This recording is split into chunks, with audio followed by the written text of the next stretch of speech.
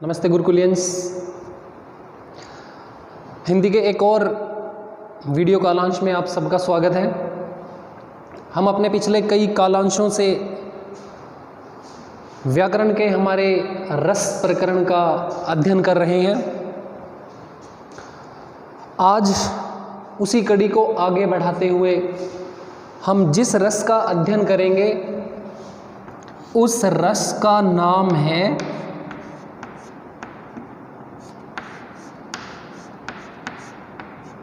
शांत रस। वैसे भरत मुनि ने अपने नाट्य शास्त्र में केवल 8 रसों का उल्लेख किया है, लेकिन आधुनिक जो शिक्षाविद हैं वो बोलते हैं शांतो अपि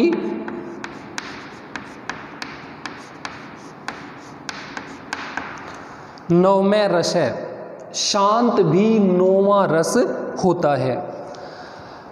आधुनिक शिक्षाविदों के अनुसार इस रस में भी वो सारे गुण मौजूद हैं जो एक संपूर्ण रस में विद्यमान होते हैं। मैंने आपको पहले ही बताया, नाट्य शास्त्र में शांत रस का कहीं भी प्रयोग नहीं किया गया है। ये 9वां रस होता है रसों की श्रेणी में। यद्यपि आज हम 8वें रस का जो अभ्यास कार्य है, 8वें रस को हम पढ़ रहे हैं, लेकिन शांत रस को 9वां रस माना जाता है। अभी हमारा विभत्स रस जो है वो बचता है, तो आज हमारा 8वां, जबकि शांत रस को रसों में 9वां रस जो है वो माना जाता है। तो सबसे पहले स्थायी भाव पर चलते हैं। शांत रस के 3 स्थायी भाव माने जाते हैं, जिनमें से एक होता है निर्वेद, एक होता है शम और एक होता है वैराग्य। जहाँ तक निर्वेद शब्द का जो अर्थ होता है वो होता है घृणा या फिर ग्लानि। दूसरा हमारा शब्द है सम शब्द का मतलब होता है शांति या फिर मोक्ष। और वैराग्य बहुत बार हमारे सिलेबस में आता भी है। विरक्ति का भाव जो होता है वो वैराग्य कहलाता है। परिभाषा सीधी हम स्थायी भाव से ही परिभाषा जो है वो याद कर सकते हैं, जहाँ पर निर्वेद या फिर शम या फिर वैराग्य नामक स्थायी भाव जो है वो भाव विभाव अनुभाव के माध्यम से व्यंजित होकर के, परिपुष्ट होकर के दर्शकों, पाठकों, श्रोताओं के मन को प्रसन्नता से परिपूर्ण कर देता है, उसे बोलते हैं शांत रस। और आसान शब्दों में हम बोल सकते हैं संसार की असारता। संसार की असारता, यानी जिसको हम सीधे शब्दों में बोल सकते हैं सारहीन संसार, जिसका कोई अस्तित्व ही ना हो। संसार की असारता और वस्तुओं की नश्वरता।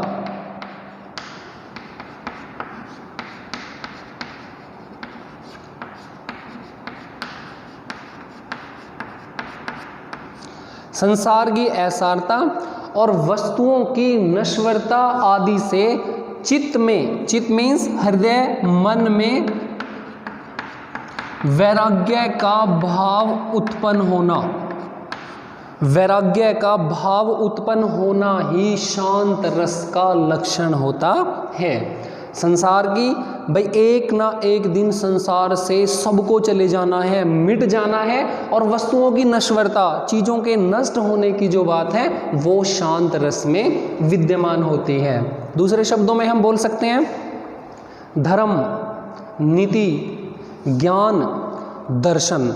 धर्म, नीति, ज्ञान, दर्शन, इस तरह की बातों को सुनकर के हृदय का शांत होना, हृदय में शांति का भाव छा जाना ही शांत रस का लक्षण होता है। चाहे कोई ज्ञान की बात हो, कोई धर्म की बात हो, कोई नीति की बात हो, कोई दर्शन की बात हो, ज्ञान संबंधी कोई भी बात हो, वो सारी की सारी बातें शांत रस में ही सम्मिलित होती हैं। और परिभाषाओं में हम लिख सकते हैं मोक्ष, अध्यात्मता, अध्यात्म की भावना, संसार से वैराग्य का हो जाना और परमात्मा के वास्तविक रूप का ज्ञान होने पर हृदय में जो शांति का भाव छा जाता है वही शांत रस कहलाता है। दोबारा सुनिए, मोक्ष, अध्यात्म की भावना, संसार से वैराग्य की भावना होने पर और ईश्वर की सच्चे अर्थों में वास्तविक अनुभूति, वास्तविक प्राप्ति होने पर हृदय में जो शांति का भाव छा जाता है वो शांत रस का लक्षण होता है। अब हम आलंबन उद्दीपन के सहारे इस रस को भी घटित करने का प्रयास करेंगे। आलंबन उद्दीपन, आश्रय, अनुभाव और संचारी भाव। सर्वप्रथम आलंबन, जिसके कारण हमारे मन में स्थायी भाव जागता है, वो होता है आलंबन। शांत रस में आलंबन का जो काम करेगा, जैसा कि हमने यहाँ पढ़ा संसार की असारता, तो जो ये सारहीन संसार है, सारहीन संसार, एक ना एक दिन संसार की सभी वस्तुओं को मिट जाने की जो बात होती है वो सारहीन संसार में आती है। प्रभु चिंतन हो सकता है इसका, प्रभु चिंतन जो है अन्य आलंबन हो सकता है। सत्संगति, सज्जन लोगों की जो संगति होती है, कोई पवित्र आश्रम हो, उसको देख करके भी हमारे मन में जो निर्वेद, शम या फिर वैराग्य भाव हैं वो उत्पन्न हो सकते हैं। अब ये जो वैराग्य भाव मन में पैदा हो गए वो बढ़ेंगे कैसे? तो वो कैसे बढ़ेंगे? यदि सत्संग या फिर तीर्थाटन, तीर्थों पर घूमने फिरने के लिए जाना, या फिर धर्मशास्त्र, या फिर साधु जो होते हैं, सन्यासी जो होते हैं, उनके प्रवचन सुनना, या फिर साधु सन्यासियों द्वारा बताए गए जो दिशा निर्देश हैं, जो बातें होती हैं, उनका अनुकरण करना, कोई कथा सुनना, कोई उपदेश सुनना, या फिर साधु सन्यासियों की जो महत्वपूर्ण वाणी होती है उनका अनुकरण करना, ये सारी की सारी बातें जो हैं वो उद्दीपन में आएंगी। सत्संग, तीर्थाटन, साधु सन्यासियों के प्रवचन, उपदेश और कथा श्रवण जो है वो सारे के सारे इन स्थायी भावों को बढ़ाने का काम करेंगे। आश्रय, सीधी सी बात, जिसके मन में निर्वेद, शम या वैराग्य का भाव जागेगा वो हमारा आश्रय कहलाएगा। अनुभाव, अब अनुभाव का मतलब जो आश्रय होता है उसके क्रियाकलापों को हम अनुभाव की श्रेणी में काउंट करेंगे, गिनेंगे। भाई जो हमारा आश्रय जो है जिन कामों को करेगा, कुछ भी काम हो सकते हैं, वो अश्रु बहाना हो सकता है। अश्रु जब देखेगा कोई ऐसी बात तो सीधी सी बात है अश्रु आंखों में आ ही सकते हैं। आंख मूंदना आ सकता है,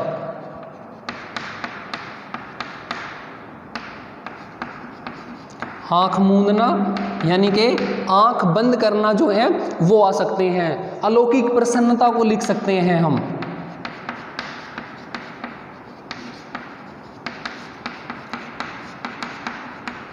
अलौकिक प्रसन्नता जो है वो आ सकती है। अब बचा हमारा संचारी भाव। संचारी भाव धृति हो सकता है, धैर्य जिसको बोलते हैं, हर्ष हो सकता है, ग्लानि भी हो सकता है, भय को भी लिख सकते हैं हम यहाँ पर। तो ये हुआ हमारा संचारी भाव। अब उदाहरण के माध्यम से इस रस को घटित करने का प्रयास करते हैं हम। उदाहरण के माध्यम से ही आलम्बन, उद्दीपन, आश्रय, अनुभाव और संचारी भाव को छांटते हैं। जैसे उदाहरण, माली आवत देखकर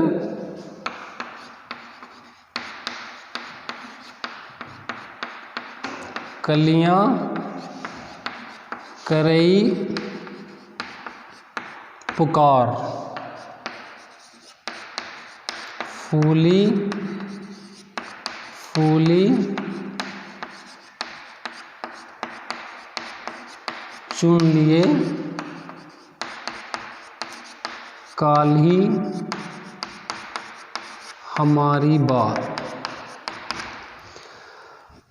अगर हम इन पंक्तियों को पढ़ें, माली को आते हुए देखकर कलियां जो हैं वो चिंता के भाव से व्याकुल होकर के पुकार रही हैं कि जो फूल बन गए हैं, जो फूल बन गए हैं, कलियों से जो फूल बन गए हैं वो आज वो चुन कर ले जाएगा और कल हम फूल बन जाएंगे और कल वो हमें भी चुन के ले जाएगा। तो सीधी सी बात है कि कलियां यहाँ पर जो सारहीन संसार की बात जो हमारे ऊपर चल रही थी उसको घटित करने का मतलब कलियों की तरफ से वही बात जो है सेम वो कही जा रही है। अगर हम देखें इनके आधार पर इनको ढालकर तो आलंबन जिसके कारण स्थायी भाव जगे, तो स्पष्ट रूप से जो माली है यहाँ पर इसी के कारण स्थायी भाव जो ये निर्वेद, सम, वैराग्य, ये स्थायी भाव जो होते हैं वो जग रहे हैं, क्योंकि माली को आता हुआ देखकर ही कलियों के मन में ये जो भावना है, भाव है, वो जग रही है। उसके बाद उद्दीपन, उनका जो मन में पैदा हुआ स्थायी भाव है वो बढ़ किन कारणों से गया, वो बढ़ा फूलों के चुन लेने से। जब उसने सारे के सारे फूलों को चुन लिया, तोड़ लिया, तो उनके मन का जो स्थायी भाव है वो और भी ज़्यादा बढ़ गया। उसके बाद आश्रय, आश्रय यहाँ पर सीधी सी बात है कलियां ही यहाँ पर आश्रय होंगी। उसके बाद अनुभाव, अनुभाव कलियों का काम, कलियां यहाँ पर पुकार कर रही हैं, कलियां यहाँ पर पुकार, आंसू बहाना भी हम लिख सकते हैं क्योंकि उनकी तरफ से विलाप करने की ही ये अवस्था है। उसके बाद बचा हमारा संचारी भाव, संचारी भाव ग्लानि हो सकता है और साथ में भय नामक संचारी भाव भी यहाँ पर विद्यमान हो सकता है। अन्य उदाहरण अगर हम पढ़ें तो अन्य उदाहरणों में हम बोल सकते हैं, माला फेरत जुग गया, फिरा न मन का फेर, कर का मन का डारी के, मन का फेर। ये उदाहरण हम लिख सकते हैं शांत रस में। अन्य उदाहरणों में, बड़ा हुआ तो क्या हुआ, जैसे पेड़ खजूर, बड़ा हुआ तो क्या हुआ, जैसे पेड़ खजूर, पंथी को छाया नहीं, फल लागे अति दूर। कबीरदास के अनेक दोहे जो हैं हम शांत रस की श्रेणी में ले सकते हैं। जैसे, चलती चाकी देख कर दिया कबीरा रोए, चलती चाकी देख कर दिया कबीरा रोए, दुई पाटन के बीच में साबुत बचाने कोई। यहाँ पर भी सारहीन संसार की जो बात है वो की जा रही है। अन्य उदाहरण हम लिख सकते हैं, जब मैं था तब हरि नाही, ये भी कबीरदास जी का ही दोहा है। जब मैं था तब हरि नाही, अब हरि है मैं नाही, सब अंधियारा मिट गया, जब दीपक देखा माही। ये जो उदाहरण है ये भी हम शांत रस में लिख सकते हैं।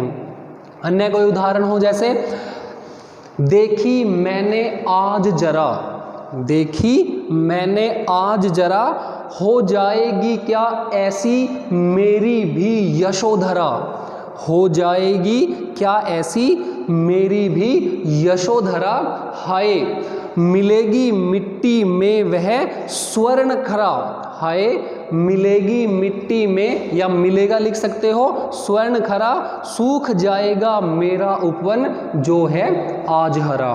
तो प्यारे बच्चों, मूल रूप से जो बात होती है वो संसार की सारहीनता की बात ही शांत रस में की जाती है। जैसे मेरो अनंत मन कहाँ सुख पावे, जैसे उड़ी जहाज को पंछी पुनी जहाज पे आवे। यानी जिस तरह से जहाज के पंछी के लिए एक मतलब जहाज ही एकमात्र स्थान है जहां वो बैठ सकता है, बाकी पूरे का पूरा सागर जो है उसके लिए सारहीन है, क्योंकि उसके पास उस जहाज को छोड़ करके बैठने के लिए कोई दूसरी जगह है ही नहीं है।